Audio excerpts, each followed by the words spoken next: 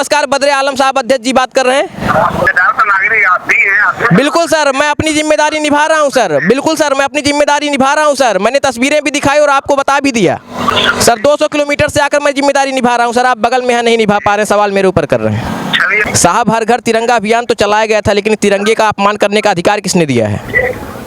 DM साहब suspend करिए इस अधिकारी को। पहले इसे नहीं पता है हमारे देश के इसी तिरंगे के लिए लाखों लोग शहीद हुए थे। आपने अक्सर ये सुना होगा कि लोग कहते हैं कि मेरी जान तिरंगा है, मेरी शान तिरंगा है, अभिमान तिरंगा है, स्वाभिमान तिरंगा है, और इसमें कोई शक भी नहीं है। लेकिन दोस्तों, जब तिरंगे का कहीं अपमान होता है ना, तो पूरा जो लाल खून होता है ना, थोड़ी देखते ही काला पड़ जाता है। ना जाने क्यों, आदत सी हो गई है। अपने देश से इतना हम लोगों को मोहब्बत और प्यार है। लेकिन साहब, आजमगढ़ में एक ऐसी तस्वीर मैं आपको दिखाऊंगा जिसे देखकर आपका भी खून खौल जाएगा। जी हाँ, स्वागत भी होता है, लेकिन देश के तिरंगे का अपमान भी होता है। इस तस्वीर में मैं जो चीज़ दिखाने वाला हूँ आप देखेंगे। मेरे पीछे लिखा है नगर पंचायत आपका हार्दिक स्वागत एवं अभिनंदन करती है। नहीं चाहिए साहब ऐसा स्वागत। और अध्यक्ष जी हैं बद्रे आलम।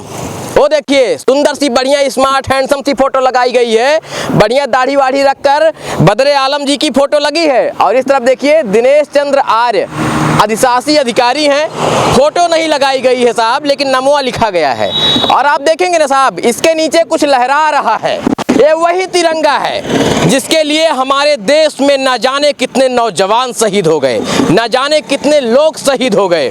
खून की धाराएं बह गई इस तिरंगे के स्वाभिमान के लिए। आज उस तिरंगे का अपमान कहीं न कहीं देखने को मिल ही जाता है साहब। इसके पीछे कई लोग जिम्मेदार हैं। कुछ दिन पहले, महीनों पहले आपने देखा रहा होगा कि हर घर तिरंगा अभियान चलाया गया था ना। सही कह रहा हूँ ना? याद आया होगा अब आपको। और हर घर तिरंगा अभियान इस तरीके से घरों पर तिरंगे फहराए गए कि यहाँ बोर्ड के नीचे भी तिरंगे 1 2 3 4 5 6 7 13 14 15 16 17 18 तिरंगा एक साथ उसको सिला गया और तिरंगे को बड़ी शान और शौकत के साथ फहराया गया। और इस हार्दिक स्वागत और अभिनंदन करने वाले बोर्ड के नीचे, लेकिन आज उस तिरंगे की हालात को देखकर आप अंदाजा लगाइए कि हमारे देश में लोग निरंकुश हो गए हैं।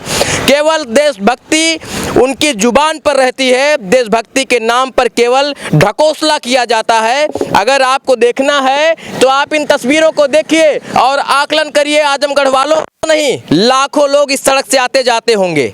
और साहब, बद्रे आलम साहब की शानदार फोटो इतना जबरदस्त लग रही है साहब ना, इतने स्मार्ट हैंडसम दिख रहे हैं ना।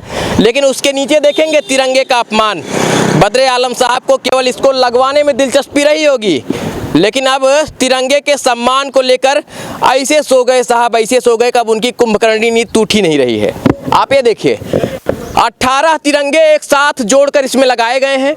और तिरंगा अगर कहीं गंदा हो, तिरंगा अगर कहीं फट गया हो, तिरंगा कहीं अगर झुक गया हो, तो उसे तत्काल उसके सम्मान में हटाना चाहिए। लेकिन अब देखिए साहब, सड़क के नीचे किस तरीके से हर घर तिरंगा अभियान के दरमियान लगाया गया रहा होगा, लेकिन आज ये तिरंगा नीचे देखिए फहरा तो रहा है साहब, लेकिन उसकी हालात कैसी हो गई है।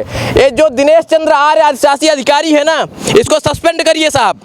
डीएम साहब सस्पेंड करिए इस अधिकारी को। पहले इसे नहीं पता है हमारे देश के इसी तिरंगे के लिए लाखों लोग शहीद हुए थे। खून की धाराएं बहाई गई थी। 1857 की क्रांति हुई थी। मंगल पांडे इसी के लिए हंसते हंसते फांसी पर झूले थे। भगत सिंह, चंद्रशेखर आजाद जैसे लोग इस तिरंगे के लिए शहीद हुए थे। आज उस तिरंगे का साफ साफ अपमान कर रहा है बद्रे आलम, जो अध्यक्ष है यहाँ का।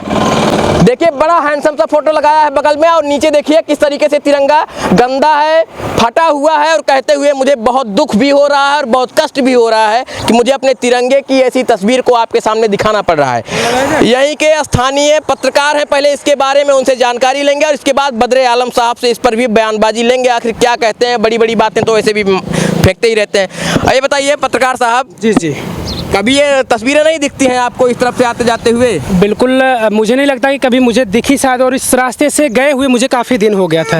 और आपके साथ आज मैं था, तो भाई ये बड़ी अच्छी बात हो कि हम लोगों को तस्वीरें ये दिख गई। और अब हम दिखाना चाहते हैं तस्वीरें बद्रे आलम को कि आपको शायद न दिखी हो, तो भाई आप आकर देख लीजिए और अपने तिरंगे की स्थिति देख लीजिए कि हमारा तिरंगा किस स्थिति में, जो हमारी आन बान शान है वो किस स्थिति में है, वो आकर आप देखिए। मैं फ़ोन लगाना चाहूँगा, उन्हीं से बातचीत करूँगा।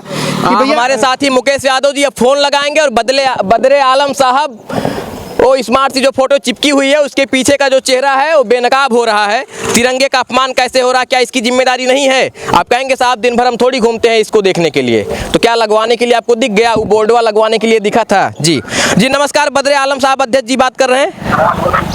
जी साहब बताइए। जी मैं आलोक दुबे बोल रहा हूँ, times of UP digital news channel से। जी बताइए। ये क्या एरिया पड़ता है? माहौल है माहौल। ये माहौल एरिया में आपका एक बोर्ड लगा है, बहुत शानदार फोटो भी लगी है आपकी। नगर पंचायत आपका हार्दिक स्वागत एवं अभिनंदन करता है। इसके नीचे साहब 18 तिरंगे एक साथ जोड़कर लगाए गए हैं। तिरंगे फट गए हैं, लहरा जरूर रहे हैं, गंदे भी हो गए हैं। साहब हर घर तिरंगा अभियान तो चलाया गया था, लेकिन तिरंगे का अपमान करने का अधिकार किसने दिया है? ऐसा है ना, 3 महीना हो गया, हमारा कार्यकाल खत्म हो गया, ये से बात कर लीजिए, ठीक है? साहब कार्यकाल खत्म हो गया तो क्या आप जिम्मेदारी ये नहीं है? एक आम नागरिक की जिम्मेदारी भी तो आप निभा सकते थे। और साहब कार्यकाल खत्म हो गया तो फोटोइया काहे नहीं हटी है, ये भी दिक्कत है। सर आपका कार्यकाल खत्म हो गया, चलिए शुभकामनाएं, हो सकता है आपका कार्यकाल अच्छा खत्म हुआ हो, लेकिन सर ये तिरंगे के अगर आप तक मैंने फ़ोन कर ही दिया है तो आप तिरंगे को हो सकता है संज्ञान आप ही ले लें, जिम्मेदार नागरिक हैं आप। उतरवा देंगे, इसकी क्या बात है? हाँ लेकिन सर जल्दी उतरवा दीजिएगा बहुत।